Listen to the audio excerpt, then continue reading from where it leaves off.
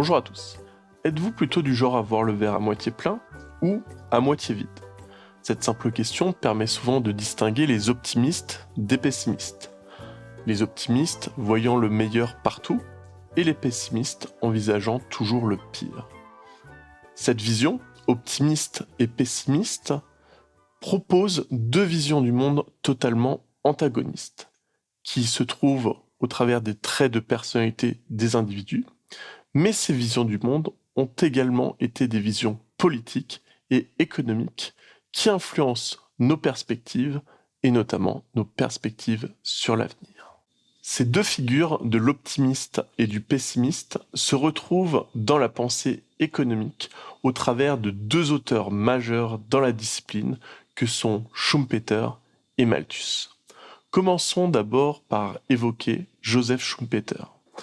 L'économiste croyait fermement en la capacité de l'économie et de la société à s'adapter et à se développer de façon continuelle.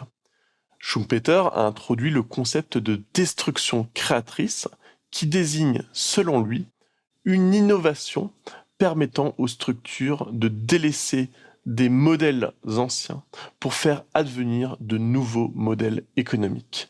Pour Schumpeter, le capitalisme est un moteur d'innovation et les entrepreneurs jouent un rôle central dans l'économie pour innover, proposer des nouveaux produits, des nouveaux services, répondre aux besoins et surtout aux enjeux de la société.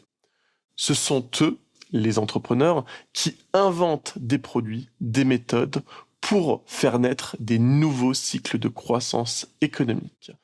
Selon Schumpeter, chaque crise, qu'on pourrait traduire par des moments négatifs, des moments de négativité, chaque crise n'est rien d'autre qu'une opportunité nouvelle à saisir.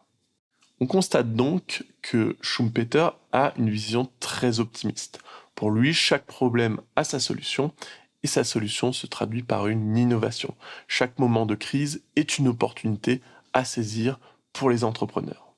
À l'inverse total de ce spectre, nous avons Thomas Malthus, qui était un économiste incarnant une vision pessimiste du monde.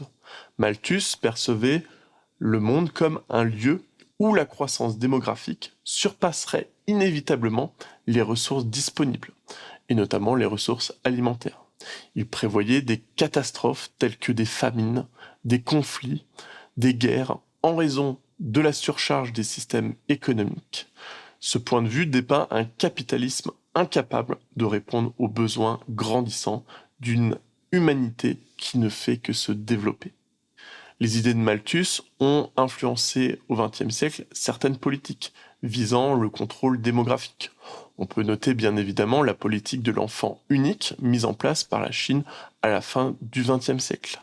Bien que ces politiques aient été motivées par diverses volontés, elles reflétaient des préoccupations d'inspiration donc malthusienne liées à la surpopulation et aux capacités limitées des ressources au sein d'un pays.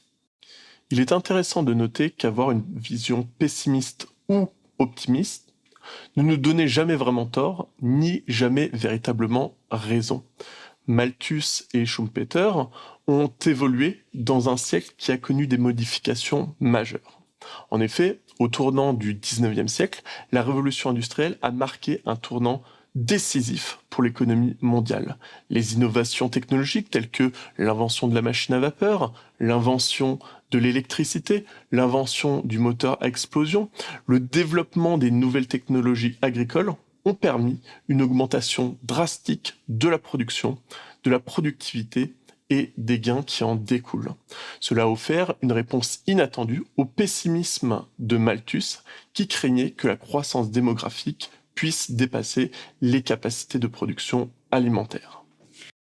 En effet, Malthus n'avait pas prévu l'accélération exponentielle des innovations qui viendrait contrer ces prédictions.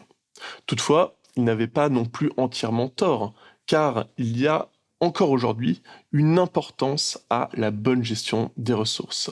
Il y a aujourd'hui une préoccupation forte qui demeure face aux défis environnementaux tels que le changement climatique et l'épuisement des ressources. Ces préoccupations montrent que le temps a donné raison aux partisans de l'optimisme qu'à ceux du pessimisme, soulignant d'avoir une vision équilibrée entre les deux. Au XXIe siècle, la notion de croissance verte a émergé comme un nouveau paradigme dans l'économie mondiale, cherchant à concilier d'une part le développement économique, mais également la durabilité environnementale. Des entreprises innovent aujourd'hui dans les domaines de l'énergie, et notamment l'énergie renouvelable, et également dans une forme d'économie qui serait une économie circulaire, incarnant une tentative d'un juste optimisme technologique avec les avertissements des préoccupations malthusiennes. L'histoire de l'économie nous enseigne donc que le pur optimisme, tout comme le pur pessimisme, ne peuvent pas à eux seuls définir notre avenir. D'un côté, l'optimisme nourrit l'énergie créatrice nécessaire pour l'innovation et la transformation de nos systèmes économiques. Les avancées technologiques, comme aujourd'hui Internet, les intelligences artificielles, les biotechnologies, montrent ici une réponse aux défis modernes en termes de santé, environnement et durabilité. Cependant, il est crucial d'adopter également l'approche de Malthus et reconnaître les limites des ressources de notre planète. L'épuisement des énergies fossiles, la perte de biodiversité et le réchauffement climatique sont des rappels constants que nos efforts d'innovation doivent être accompagnés d'une gestion durable. En fin de compte, il semble plus sage d'intégrer à la fois l'esprit d'initiative, d'innovation de Schumpeter, mais également les craintes et les avertissements de Nicolas Malthus.